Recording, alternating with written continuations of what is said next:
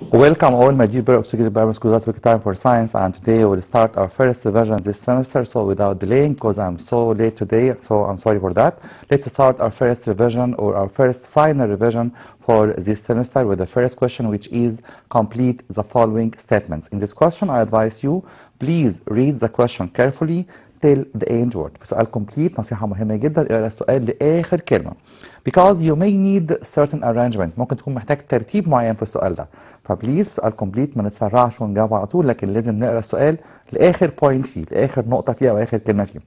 Let's start our first question that says the human skeletal system consists of two main parts which are axial skeleton and appendicular skeleton. Axial skeleton and appendicular skeleton. الجهاز الهيكلي في جسم الانسان بيتكون من جزئين او من هيكلين، هنسميهم الهيكل المحوري اللي هو اكسل، وده عارفين كويس قوي انه بيتكون من skull, rib cage and backbone, and also the appendicular skeleton which consists of the upper limbs and the lower limbs.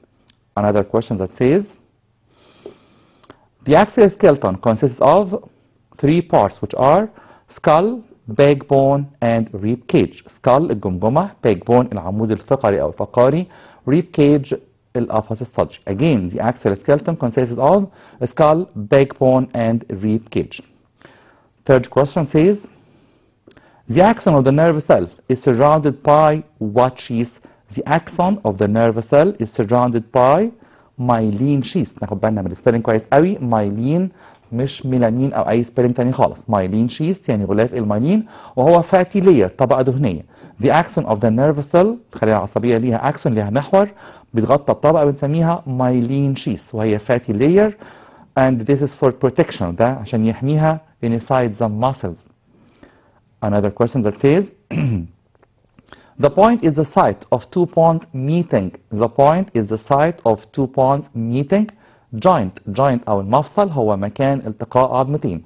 joint المفصل again is the site or is the place at which two bones meeting. And also we have three types of joints. درسنا ثلاث أنواع من الجوينت هما slightly movable joint, immovable joint and widely movable joint. slightly مفصل محدود الحركة زي elbow joint مفصل الكوع أو knee joint. widely movable joint مفصل واسع الحركة زي shoulder أو wrist أو thigh أو hip. كمان درسنا immovable joint مفصل غير متحرك زي skull joint او مفاصل موجوده في الجمجمه لانها خلاص ما بتتحركش تاني بعد ما يحصل لها fusion او التحام. Again, joint is the place at which bones or two bones meet each other. Again, joint is the place or is the site at which two bones meet each other. Another question that says the gray matter in the spinal cord appears in the shape of the letter H. Sure, the gray matter in the spinal cord appears in the shape of the letter H. عارفين كويس قوي ان الماده الرماديه اللي جوه spinal cord بتاخد شكل حرف H. لو عملنا section cross section مقطع عرضي في spinal cord هيبان فعلا ان الجراي ماتر بتاخد شكل حرف H. Another question that says point gas is one of the components of the soda water, but point gas composes ozone gas. مين هو الجاز اللي بيدخل في تكوين الصودا ووتر؟ ومين هو الجاز اللي موجود في تكوين الاوزون؟ عارفين كويس قوي الصودا ووتر هي ضاره جدا، لكن عشان موجود فيها غاز اسمه الكربون دايوكسيد، وعارفين كويس قوي ان الاوزون هو O3 يبقى بيتكون من oxygen gas او oxygen gas composes the ozone. Again, the question says carbon dioxide gas is one of the components of soda water, but oxygen gas composes the ozone gas or the ozone molecule. And let me remind you وافكركم تاني ozone has a symbol O3. الاوزون رمزه O3 لكن الاكسجين هو اللي رمزه O2. Another question that says point gas is used with acetylene for welding metals. ايه هو الغاز بيستخدمه على الاسيلين عشان يعمل لحام للمعادن؟ اكيد الغاز ده هو اللي هيزود البيرنينج بروسيس، وعارفين كويس قوي ان الاكسجين جاز هو اللي بيعمل increase burning process. So again the question says oxygen gas is used with acetylene for welding metal. oxygen gas غاز الاكسجين بيساعد الاسيلين عشان كده بيكون لهب اسمه اوكسي اسيلين وبيستخدم في الويلدنج ميتال او لحام المعادن. Another question that says the thermometer used in measuring temperature of the human body is what?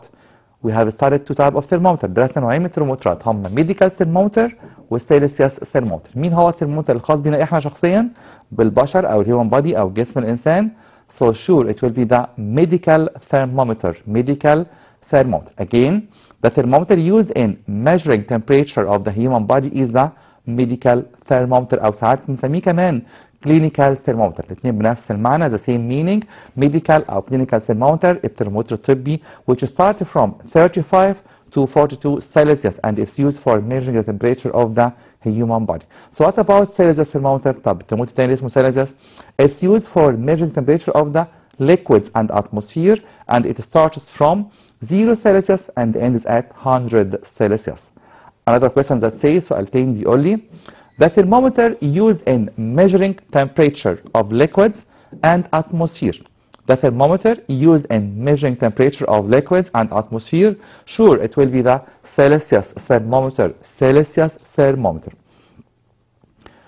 Another question that says the brain consists of البرين أو المخ أو زي ما سميناه الجهاز المخي كله بيتكون من cerebrum وإيه كمان cerebrum وcerebellum. cerebellum مسؤول عن التوازن جزء مهم جدا في البرين and the most important part أهم جزء في البرين هو ميدالا أوبلونجاتا. ميدالا أوبلونجاتا النخاع المستطيل أو جذع المخ وقلنا إن ده مهم جدا إنه بيتحكم في حاجة اسمها involuntary actions أو involuntary processes أفعال لا إرادية such as heartbeat, such as respiration during sleeping, such as movement of intestine, movement of stomach, blood circulation, blood pulse or blood vessels and so on. كل حاجة بتحصل جوه جسمي involuntary لا إرادية بيتحكم فيها ميدالا أوبلونجاتا. ميدالا أوبلونجاتا is the very important or is the most important part in the brain and its infection أي إصابة ليه means death معناها الوفاة فورا.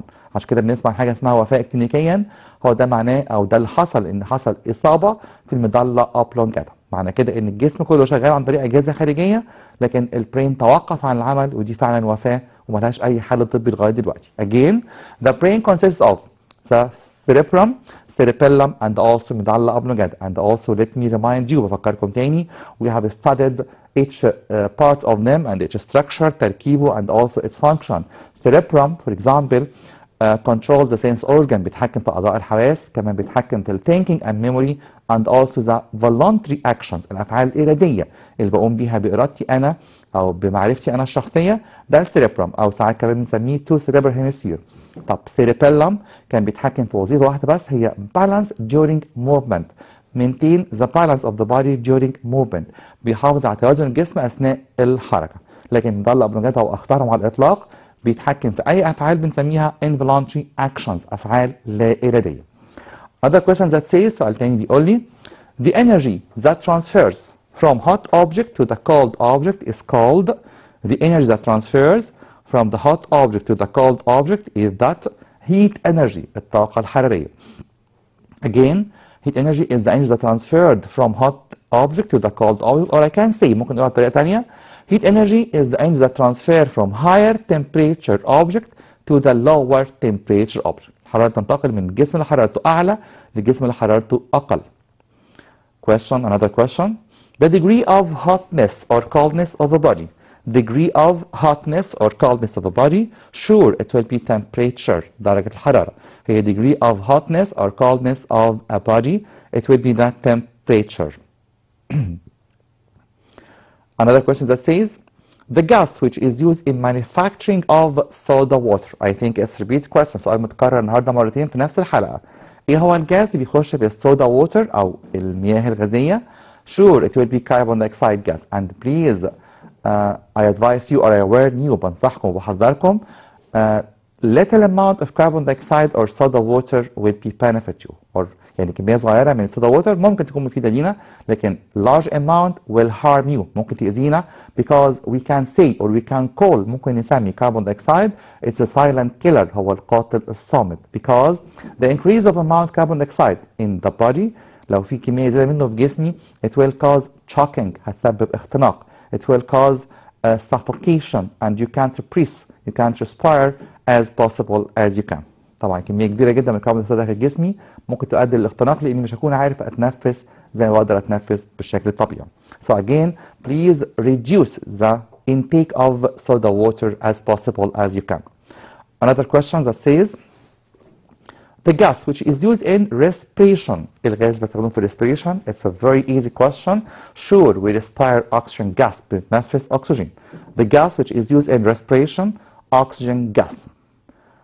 Another question that says, all metals are points conductors of heat. All metals are space conductor of heat.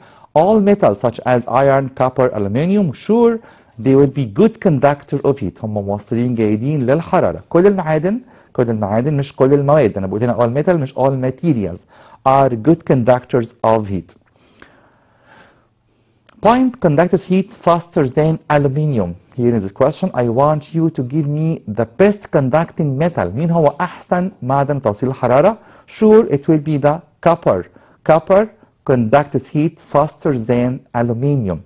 Copper conducts heat faster than aluminium. Another question that says, some examples of good conductors of heat, such as iron, copper, aluminium, nickel, gold, silver, any metal, you know, حتى الميركوري نفسه شخصيا بقدر اعتبره good conductor of heat. So again, some examples of good conductor of heat are iron, copper, aluminium, gold, silver, nickel, and so on. Here another question, but please note this question. السؤال ده هنا فيه trick ممكن نقع فيها كلنا. Some usages of good conductors of heat are point and point. هنا مش عايز example من good conductor، هنا عايز استخدام use or importance أو function. بعض الاستخدامات المهمة للجود conductor such as caulking pots and also tea boilers. هستخدم الجود conductor such as aluminium, stainless steel, iron and so on in making caulking pots أواني الطهي and tea boilers غلاية الشاي أو براد الشاي بتاع زمان ده اللي أكيد شفناه قبل كده. ده بستخدمه أو بنصنعه عن طريق الألومنيوم أو الأيرون أو الستانلس ستيل. So again, some uses of good conductors of heat such as caulking pots and tea boilers. Another example, some examples of bad conductors of heat. هنا عايز bad conductors of heat. Sure, we have many bad conductors such as wood, plastic, air, paper, wool, and so on. We have many examples of bad conductors of heat. Another example that says some uses of bad conductors of heat such as هنا برضه السؤال فيه تريك مهم قوي في خدعة أو نقطة ممكن ما ناخدش بالنا منها. أنا بقول some uses بعض استخدامات of bad conductors such as handles of caulking pots and also heavy clothes in ملابس تقيلة. All of them are made of bad conductors of heat. Another question that says mass is measured by whereas weight is measured by. ناخد بالنا هنا مطلوب مني measured by يعني اكتب الديفايس ولا اليونت. ما دام قال لي measured by قلنا اكتر من مره بكتب الديفايس، لكن لو قال لي measured in هكتب اليونت. قلنا اكتر من مره measured by I need the device or the apparatus، بحتاج الجهاز اللي بيقيس الماس او الويت. لكن measured in بحتاج اليونت الوحده such as kilogram or newton. يبقى هنا هقول له mass is measured by for example balance scale. طب ممكن balance scale او حاجه ثانيه، ممكن balance scale to arm scale sensor scale and so on. whereas weight بقيسه عن طريق spring scale. الميزان الخاص بالويت هو spring scale. يبقى again ناخد بالنا في measured by انا بحتاج الجهاز مش اليونت، لكن measured in بحتاج اليونت. Another question that says mass is constant and is not affected by الماس قيمة ثابتة ما بتتأثرش بوجود أو بالplace. For example the place. Again mass is constant value and is not affected by the place. Another question that says an object's weight depends on object's weight. وزن الجسم أو الوزن بيعتمد على sure it depends on the place and the mass or the mass and the place. Again an object weight depends on mass and place. Another question that says oxygen gas is consumed during point and point processes. Oxygen gas is consumed يعني بيستهلك مش بينتج. هنا ناخد بالنا أنا بقول لك الأكسجين جاز بيستهلك أثناء عملية A و A. Oxygen gas أو oxygen gas is consumed during respiration process عملية التنفس and also burning process عملية الاحتراق أو ممكن نسميها كمان combustion process. So again oxygen gas is consumed during respiration and burning processes عملية الاحتراق أو التنفس. Another question that says Carbon dioxide gas is prepared in laboratory by adding what to what. عشان احضر الكربون دايوكسيد قلنا تحضيره سهل جدا وانترستنج جدا. بنحضره باضافه كالسيوم كربونات او هيدروكلوريك اسيد، اي اسيد available at home such as vinegar زي الخل مثلا، هيدروكلوريك اسيد to calcium carbonate. طب لو ما عنديش كالسيوم كربونات ممكن استخدم بيكنج باودر، هو اوريدي بنسميه بيكنج باودر، هنسميه كالسيوم كربونات او كمان ممكن نسميه I'm sorry, sodium carbonate. So again, carbon dioxide gas is prepared in laboratory by adding hydrochloric acid to calcium carbonate. Another question that says, justify or give reason. Another type of question, give reason or justify or explain. Number one, although oxygen gas is consumed during respiration, its percentage remains stable in the atmosphere.